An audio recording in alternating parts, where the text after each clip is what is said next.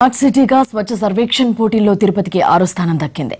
వ్యర్థాల నిర్వహణ, భద్రత, నివాస యోగ్యం వంటి పోటీల్లో వరుసగా అవార్డులు అందుకున్న ఆధ్యాత్మిక నగరంలో చెత్త సమస్య మళ్లీ మొదటికొచ్చింది. చెత్త తరలింపు కొలిక్కి వచ్చినట్లేనని భావించిన సమయంలో మాకొద్దు ఈ చెత్త అంటూ జిందాల్ అర్బన్ ఇన్ఫ్రాస్ట్రక్చర్ లిమిటెడ్ రద్దు చేసుకున్నట్లు సమాచారం. అసలు తిరుపతి చెత్త సమస్యకు కారణం ఎవరు? దేశం నలుమూలల నుంచి భక్తులు తిరుమలకు వస్తుంటారు. ప్రయాణ సమయాల్లో వారు తినుబండారాలు, వస్తువులకు సంబంధించిన చెత్త మొత్తం తిరుపతిలోనే వేస్తారు. నగరంలోని చెత్తను గత 12 సంవత్సరాలుగా రామచంద్రాపురం మండలంలోని అటవీ భూముల్లో డంపింగ్ చేసేవారు. అయితే 2012లో డంపింగ్ యార్డ్ను మార్చివేయమంటూ అప్పటి మంత్రి గల్లా అరుణకుమారి నగరపాలక సంస్థను కోరింది. 2 ఏళ్ల క్రితం డంపింగ్ యార్డ్ సమస్య మరోసారి తెరమీదకొచ్చింది. తమ ఊరు సమీపంలో డంపింగ్ యార్డు వద్దంటూ గ్రామస్తులు టీడీపీ, వైకాపా నేతలతో కలిసి రోడ్డెక్కడంతో సమస్య మొదలైంది.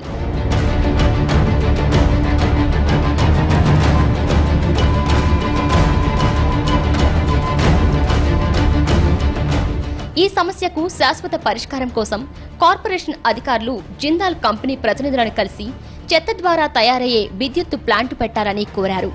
జిందాల్ ఆధ్యాత్మిక నగరానికి రావడానికి సానుకూలత వ్యక్తం చేసింది. అయితే తమకు అనువైన భూమిని ఇవ్వాలని కోరారు జిందాల్ ప్రతినిధులు.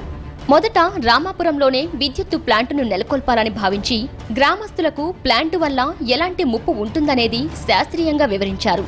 15 కోట్ల మేర యంత్ర సామగ్రితో పాటు ఉత్పత్తయ్యే విద్యుత్తును ఆయా మున్సిపాలిటీలకు తక్కువ ధరకే అందిస్తామని జిందాల్ తెలిపింది.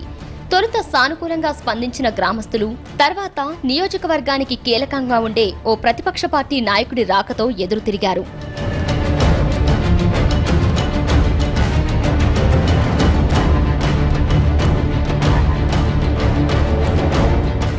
నగరంలోని నివాసాలు, వ్యాపార సంస్థల నుంచి రోజువారీ ఉత్పత్తి అయ్యే చెత్త 205 మెట్రిక్ టన్నులు, పారిశుద్ధ్య కార్మికులు 900 మంది.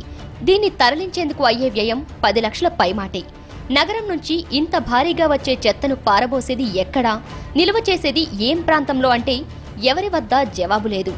అధికారులు చెత్త సమస్యకు పరిష్కారాలు, ప్రాజెక్టులు తీసుకొచ్చినా ప్రజా ప్రతినిధుల సహకారం లేదు. 18 నెలల్లో పనులు పూర్తి చేసి ఉత్పత్తి ప్రారంభిస్తామని పలుమార్లు అధికారులకు జిందాల్ విన్నవించింది. స్థానికంగా సానుకూలత లేకపోవడంతో కంపెనీని తిరుపతి నుంచి తరలించడమే మంచిదనే అభిప్రాయానికొచ్చింది.